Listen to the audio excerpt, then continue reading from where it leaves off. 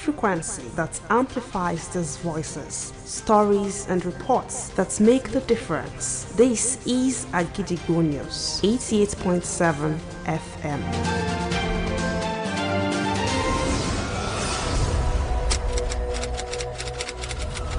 This is Kunle Amzat Studio, Agidigbo 88.7 FM. Welcome to News Around the World.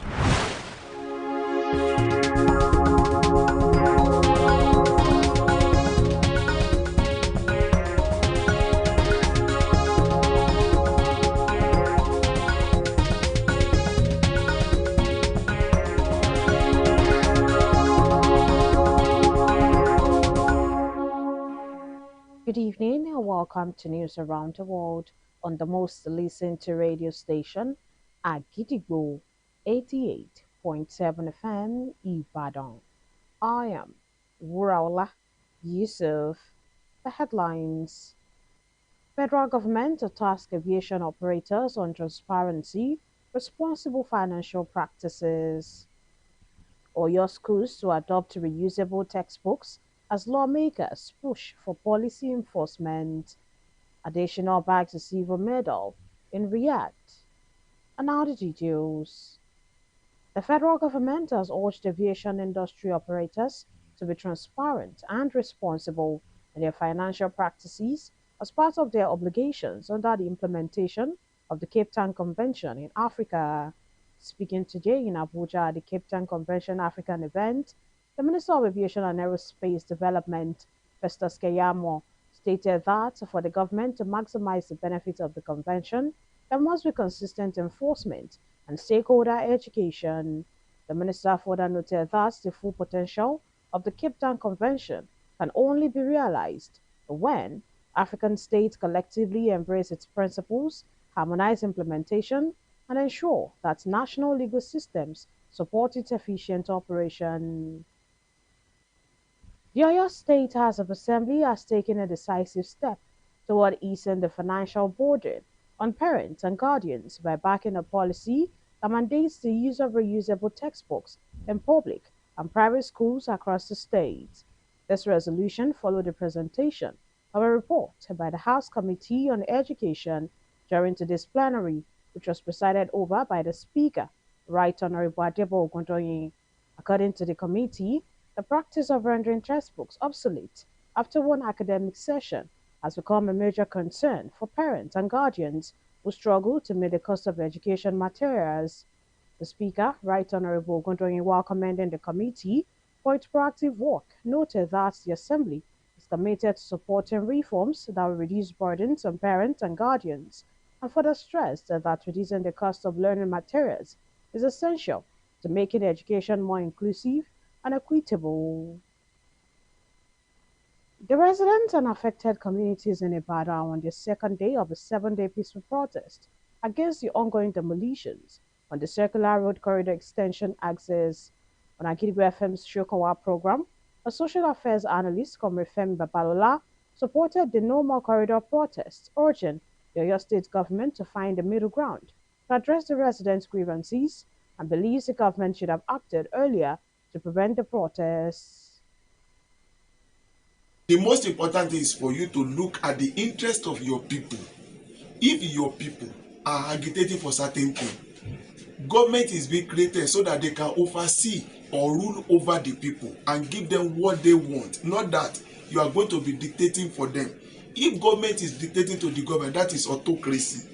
In order to have some kind of subtlety, then what you need to do is for you to listen to your people and take action accordingly. Failure to do that will amount to another thing. Meanwhile, Speaker of the People's Parliament, Honorable Shegun Ogunbayi, described No More Corridor as a misplaced description, noting that infrastructure development often involves temporary discomfort. He advised the government to avoid causing unnecessary hardship and urged the land buyers to verify land status with the Oyo State Ministry of Lands, Housing and Urban Development.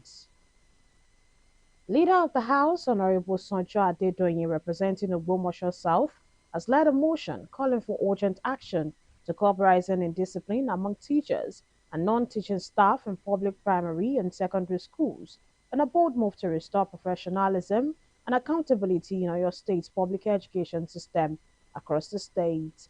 The motion was presented during today's plenary with deep concern over the deteriorating standards of conduct among school personnel.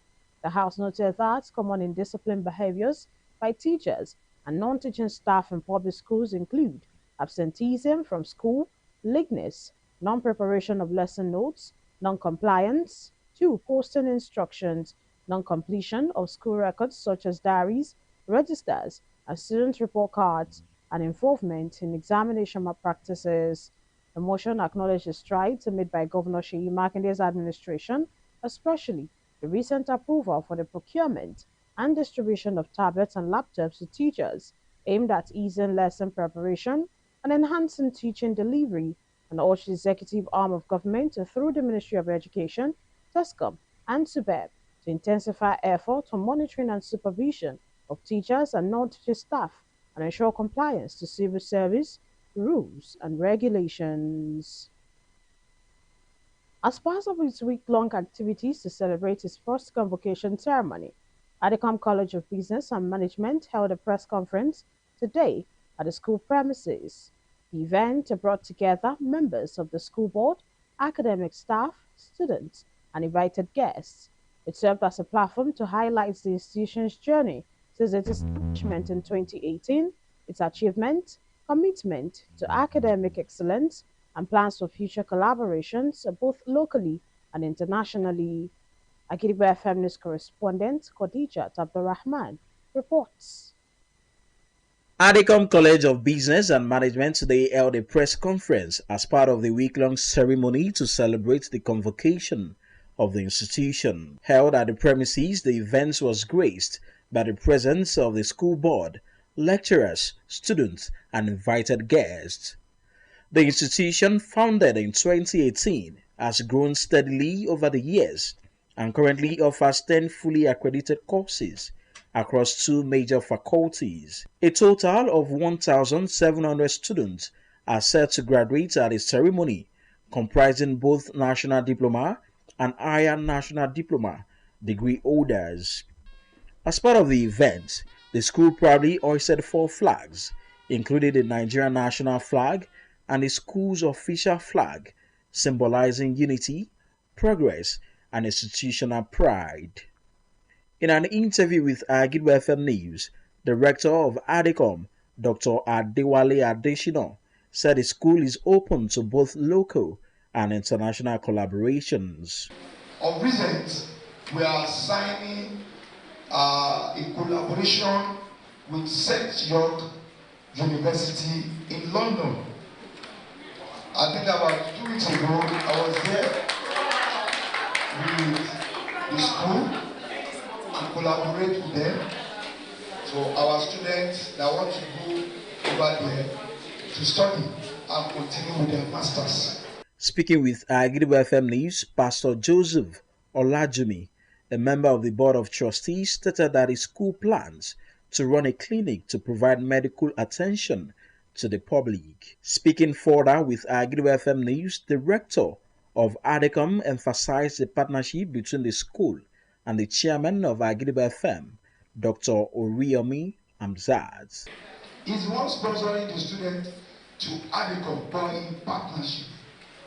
Because if we are not a partner, it will not bring the student down here.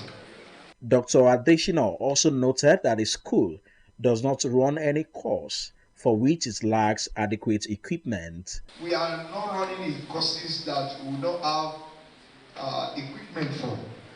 So all our courses are being courses that we have practical experience with, especially when it comes to our media. We are there. The press conference ended with joy and excitement from both the school board and the students in attendance. Oluwatosin Ologun, Agidwa FM News. And now the exciting world of sports. Nigeria's sole female pugilist at the 6th edition of the Saudi Solidarity Games in Riyadh, Adesina Zainab Mutarayo, has bagged a silver medal and the square the ropes sport. Zainab showed a grit and tenacity before she succumbed to a superior technique and firepower of Turkey's Rabia Topuz in their women's 51 kg final bout on Monday night.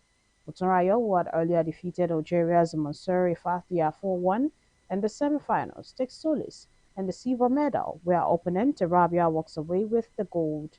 The Nigerian boxing contingent, led by coach Oyelaya Bayomi, has Raim Ridwan Mil, 65 kg welterweight, and Additional Zainab in the female 51 kg flyweight. The VP said the federation will now shift its focus to prepare the country's pugilists for major international qualifiers in 2026, as well as several grassroots programs aimed to discover boxing talents across the nation. To wrap up the news this evening, here is a recap of the headlines. Federal government task aviation operators on transparency, responsible financial practices. Oyo schools to adopt reusable textbooks as lawmakers push for policy enforcement. Additional Badger Silver Medal in Riyadh. And before we finally leave this evening, here is a quick tip.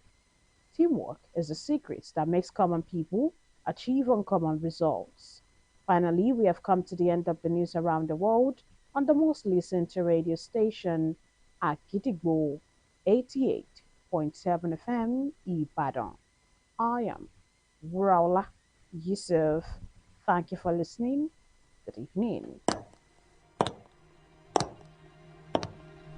News is information, and information is power. At Agidigbo 88.7 FM, we bring the news from top to bottom. The Oyo State government has said the over 1.5 million out of school children. We give you reports from Oyo State. The Oyo State House of Assembly has called for thorough investigation. The Southwest in Nigeria and the rest of the world. Has clarified that the body did not receive any cash support from international development. Trust us to keep you informed every hour, every day. Agidigbo 88.7 FM.